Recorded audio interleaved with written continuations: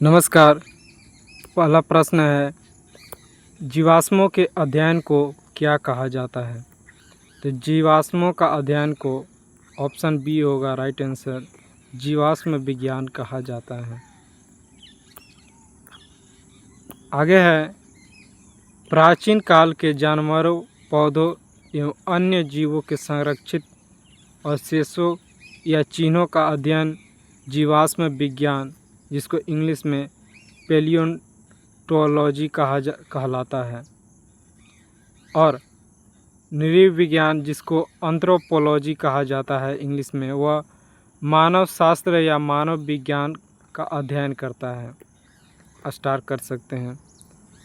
अगला टॉपिक है टॉपिक बोले, अगला जो है पॉइंट, पुरातात्विक विज्ञान, जिसको इंग्लिश में आर्कियोलॉजी बोला जाता है। पुरातत्वीय, जैसे मूवी में देखा होगा, आर्कियोलॉजी सर्वे होता है किसी चीज़ का, पुराने चीज़ों का, तो पुरातत्व विज्ञान आर्कियोलॉजी कहा जाता है, जो कि मानव संस्कृति के विकास के क्रम को समझने एवं उसकी व्याख्या करने का कार्य यह करता है। फिर अगला है औषधि विज्ञान, यह फार्माकोलॉजी इंग्लिश में कहा जाता है, जो कि जड़ी बूटियों का अध्ययन से जुड़ा हुआ है। अगला प्रश्न है, बायोसिस्टमैटिक्स का उद्देश्य क्या है?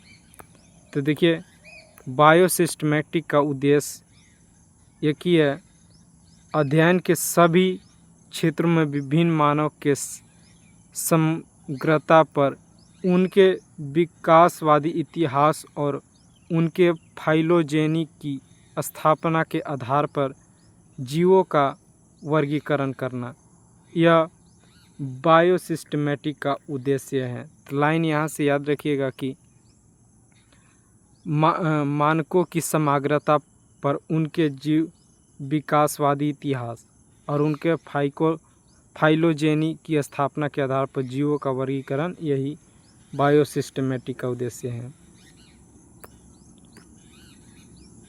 देखिए, बायोसिस्टमैटिक का उद्देश्य अध्ययन के सभी क्षेत्रों से मानकों की समग्रता पर उनके विकासवादी इतिहास और उनके फाइलोजेनी की स्थापना के आधार पर जीवों का वर्गीकरण करता है। मूलतः जीव जंतुओं के वर्गीकरण को वर्गीकी यानी टेक्सोनोमी या वर्गीकरण विज्ञान कहते हैं। तो देखिए, जीव जंतु के वर्गीकरण को टेक्सोनोमी या वर्गीकरण विज्ञान कहा जाता है। अगला है, कोशिका में 6 कार्बन वाले अणु ग्लूकोज के 3 कार्बन वाले अणु प्राइवेट वेट में विखंडन यानी फ्रेगमेंटेशन की प्रक्रिया कहाँ पर होती है? तो 6 से 3 कार्बन की फ्रेगमेंटेशन की प्रक्रिया ऑप्शन ए कोशिका द्रव्य में होता है। देखिए, कोशिका में 6 कार्बन अणु ग्लूकोज के 3 कार्बन वाले अणु पाइरूवेट में विखंडन की प्रक्रिया कोशिका द्रव्य में होती है। कोशिका द्रव्य एक जैसी जेली जैसा पदार्थ होता है, यहाँ पे हाईलाइट कर लीजिए, जेली जैसा पदार्थ होता है कोशिका द्रव्य, जो कोशिका झिल्ली एवं केंद्रक के बीच पाया जाता है। कोशिका के अन्य संगठक अथवा कोशिकांग कोशिका द्रव्य में ही पाए जाते हैं, जैसे माइटोकॉन्ड्रिया, गाजिकाए और राइबोसोम इत्यादि। अगला,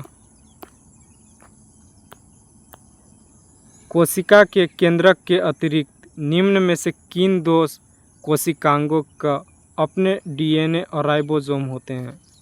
तो ऑप्शन ए लवक और माइटोकॉन्ड्रिया का। देखिए, कोशिका में केंद्रक के अतिरिक्त लवक और माइटोकॉन्ड्रिया कोशिकाओं के अपने डीएनए और राइबोसोम होते हैं। लवक पादक कोशिकाओं के कोशिका द्रव्य में पाए जाने वाले गोल या अंडाकार रचना है। इनमें पादपों की संख्या महत्वपूर्ण रसायनों का निर्माण होता है। जीवाणु एवं नील हरित शैवाल को छोड़कर शेष सभी सजीव पादप एवं जंतु कोशिकाओं के कोशिका द्रव्य में अनियमित रूप से बिखरे हुए दोहरी झिल्ली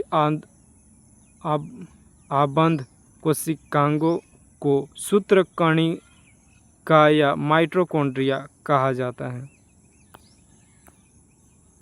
अगला प्रश्न है, प्रोकैरियोटिक राइबोसोम की उप इकाई संरचना क्या होती है?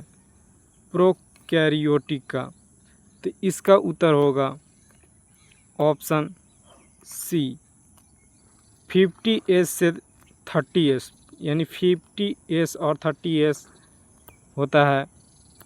प्रोकैरियोटिक में राइबोसोम की कोशिका का जीव द्रव्य झिल्ली से जुड़े होते हैं। ये 15 से 20 नैनोमीटर आकार की होती है।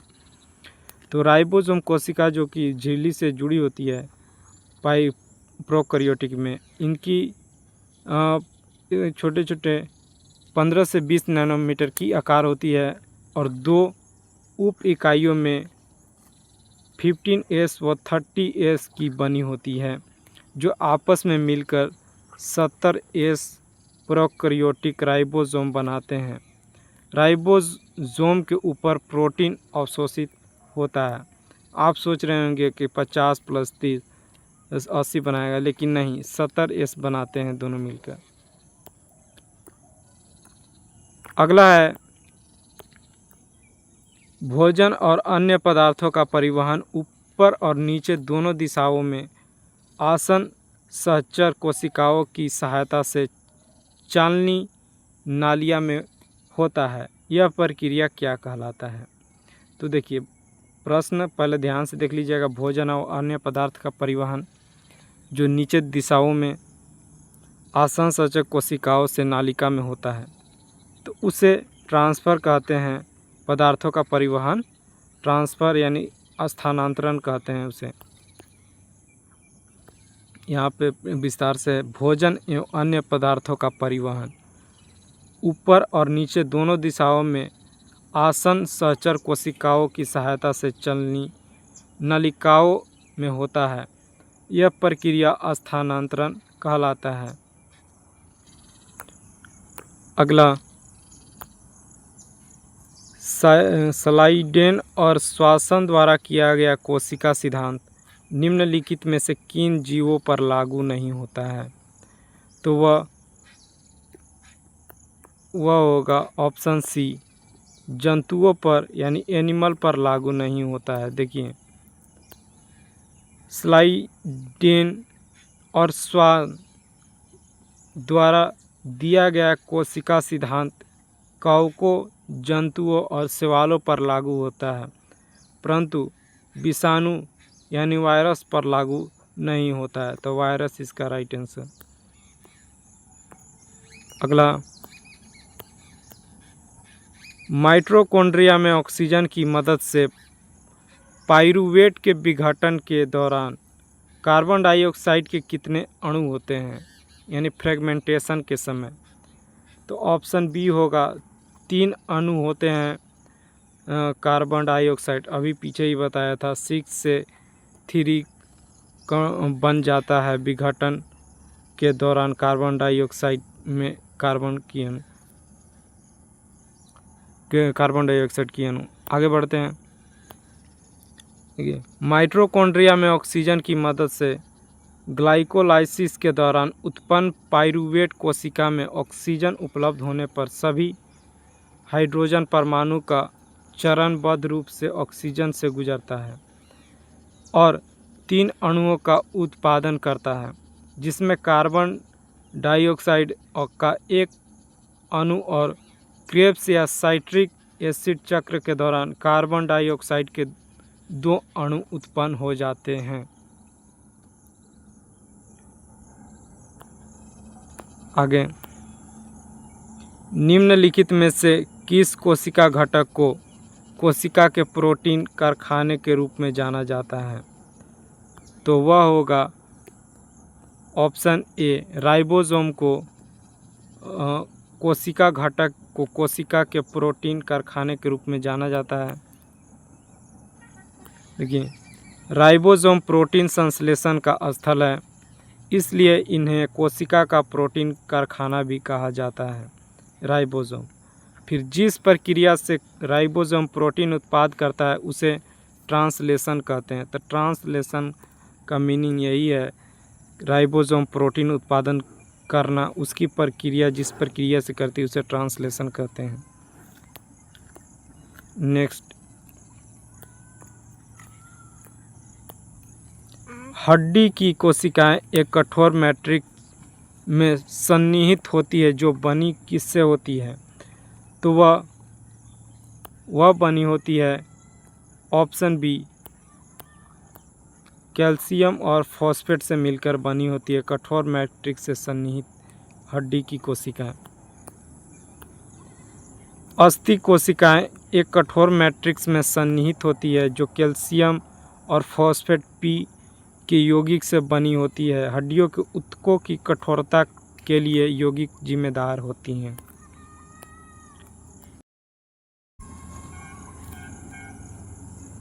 नेक्स्ट है, अधिकांश कोशिकाएं प्रक्रिया के लिए ऊर्जा मुद्रा क्या होता है? तो अधिकांश कोशिकाएं की ऊर्जा के लिए मुद्रा उनका एटीपी होता है।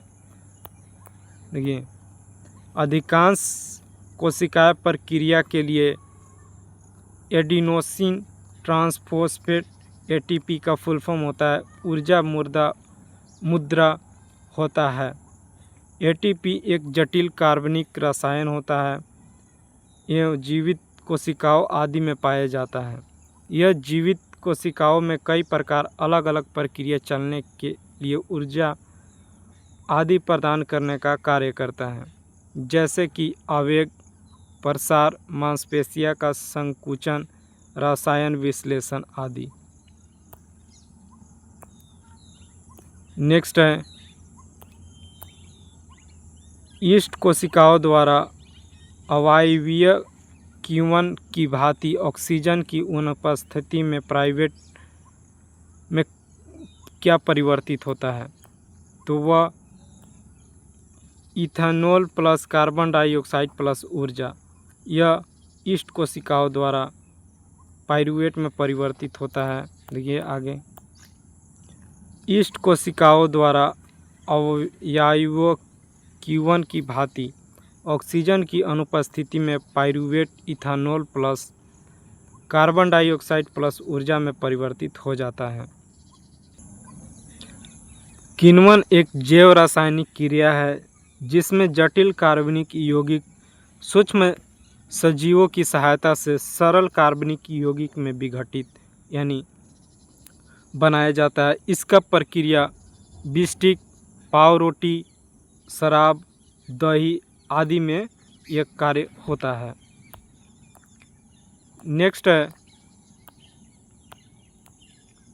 ऑक्सीजन की मदद से पाइरूवेट का विघटन किसमें होता है? तो ऑक्सीजन की मदद से पाइरूवेट का विघटन माइटोकॉन्ड्रिया में होता है। देखिए, ऑक्सीजन की मदद से पाइरूवेट का विघटन माइटोकॉन्ड्रिया में होता है। यह लाइन हो गया। पाइरूवेट कई उपापचय पथों में एक प्रमुख बायोमोलिक्यूल यह ग्लाइकोलाइसिस के प्राथमिक उत्पाद के रूप में सबसे उल्लेखनीय है। ग्लाइकोलाइसिस जैव रासायनिक प्रतिक्रियाओं की एक श्रृंखला है जो ग्लूकोज के एक अणु को पाइरूवेट के 2 अणु में परिवर्तित करता है। माइटोकॉन्ड्रिया को कोशिका का पावर हाउस कहा जाता है। यह महत्वपूर्ण है। माइटोकॉन्ड्रिया को कोशिका सेल का पावर हाउस कहा जाता है। एंड इसकी खोज आल्टमैन ने किया था 1886 ईस्वी में। तो माइटोकॉन्ड्रिया यह सेल का पावर हाउस है। इसका खोज आल्टमैन ने किया था 1886 ईस्वी में।